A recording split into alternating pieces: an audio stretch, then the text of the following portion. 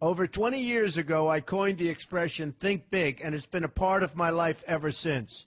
It's also come true. I became an even bigger success after I said it than I was before. And that's one reason I think it's an important way to think. It obviously works, and that's what I'm going to talk about today.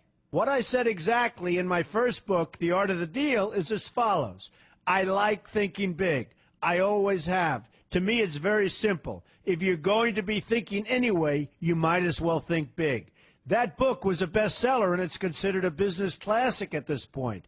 But I never thought those words would become bestsellers in their own right. It's an interesting point that I'm famous for two very short statements. Think big and you're fired. But let's stick to the first one for today. And I'd suggest strongly that you pay attention so that you won't have to hear the second one. Thinking big starts with the details and grows from there. Because I'm a builder, I'm very aware of the importance of having a good foundation. You can't take chances in construction. You can't be haphazard and say, well, maybe this will work, maybe it won't, so let's try it and find out. Because a lot of people will be at risk. I have to know if something will work or not. Every inch has to be accounted for. In other words, thinking big starts with being thorough. So number one, be thorough. Don't count on happenstance to get you anywhere because it won't. Number two, get a momentum going and keep your momentum going. You have to have big ideas, but you've got to have the energy to get them done, which can sometimes take a long time. If you don't have momentum, you will not have what it takes to get the job done. Patience alone isn't enough. I have a lawyer friend who used to refer to me as the reverse tornado who builds everything in his path. I always like that because it implies a lot of energy and a lot of momentum.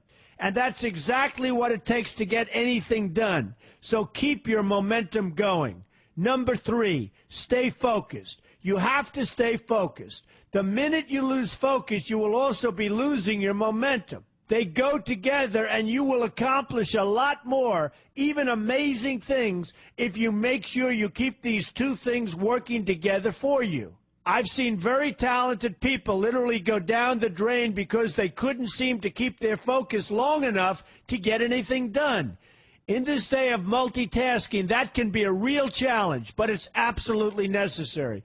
Ask yourself this question: what should I be thinking about right now? That simple question can restore your focus in no time at all. And your answer right now should be listening to Donald Trump. Number four, look at the solution, not the problem. This is very important if you ever want to learn to think big.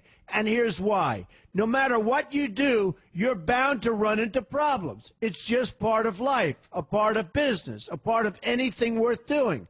If you let the problems get in your way, they'll become bigger than your idea was to begin with, and you will be a wipeout. No matter how bad things look, keep your focus on the solution, and you will be surprised how things can work out, and work out properly. One way I do this is to ask myself when confronting a possible problem, is this a blip or is this a catastrophe? A catastrophe is something like an earthquake, a tsunami, a war, and so forth, and a blip is everything else. Right away, you'll have the right perspective, and your equilibrium will be restored. So keep your focus on the solution. Number five, see opportunity for what it is, an opportunity. For example, why are you listening to me today? Curiosity? You like me? You don't like me? You want to learn? You have nothing else to do? You want to hear me tell you you're fired? I hope not. But whatever your reasons might be, they've brought you to a good place to get involved and to learn. And that's an opportunity right there. People think that because I'm rich and famous that I know everything. I know a lot, but one thing I know is that I don't know everything. So I ask myself this question every day. What can I learn today that I didn't know before? And you know what? I learn something new every single day. That's a big reason for my success, and the same thing can apply to you. Take the time to see today as an opportunity, and you'll be surprised by what can come your way. Be open to new ideas, and you will be creating your own opportunities before too long. Number six, know everything you can about what you're doing. That's a good way to cover your bases. Another good way is to read the book Robert Kiyosaki and I have written together, Why We Want You to Be Rich. It's about covering your bases and knowing what's going on. I remember when some guys came in to meet with me about a great idea they had for an atrium for a building on Wall Street. It was a beautiful idea except for one thing. None of them had thought about how the building would be supported around this fabulous atrium. They didn't take into account the steel columns that were necessary to support a 72-story building, a very big and embarrassing oversight that could have been avoided if they'd taken the time to think about what they were doing.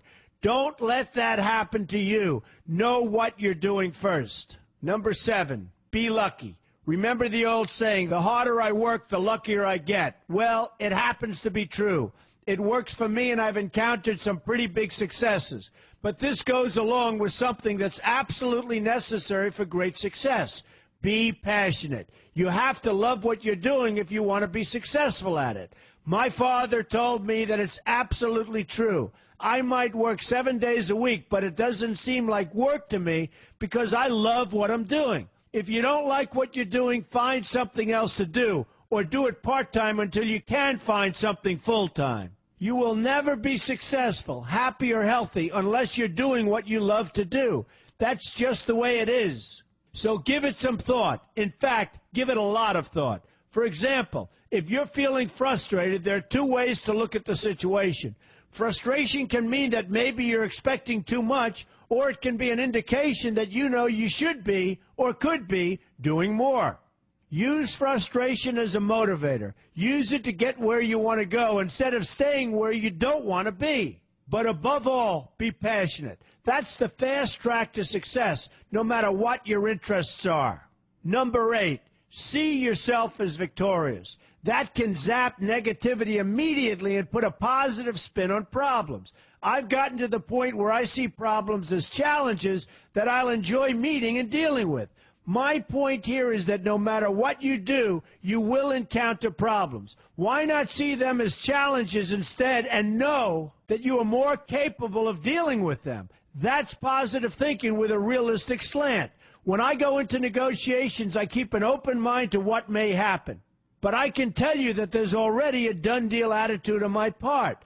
I've already thought the process through to the extent that I know everything will be better off if they agree with what I've come up with because I've taken both sides into account. I enter the situation with a victorious attitude, and I've had enough victories to know that this attitude works. Use it. Number 9, be smart. Know that you have something unique to offer because you do use the tools that are provided for you and remain open to new ideas. That's being smart. That's also where innovation comes from. Being smart means you know how to use what you've got. That doesn't mean there's nothing left to learn, but it means that you will have the ability to learn and move forward with success. And success is very important. Success is what you want. Just be successful. Believe me, you'll be happier. I know people who have had very few real advantages in life, and yet they've managed to become giant successes. They figured out how to use what they had, not to dwell on what they didn't have. I'm convinced that everyone has something useful to offer, and if you apply yourself diligently, you'll find that you have what it takes to succeed, and you're going to be a lot happier for it. Number 10, above all, never give up. Never, never, never give up. The only time you will be a failure is if you quit trying. Only losers quit. The biggest losers in the world are quitters. Winners keep on going. So whatever you do, never give up. My father always used to harp, never give up, son, never give up. Don't ever quit. I never want to see you give up or quit. Well, my father was a smart guy, and I listened to him. And remember, think big. A good way to start is to read our new book, Why We Want You to Be Rich. 2 men, 1 message. There's a lot of great advice in there for you, and I expect you to pay attention. You're going to do fantastically well. You're going to be a winner, and I'm going to see you in the winner's circle.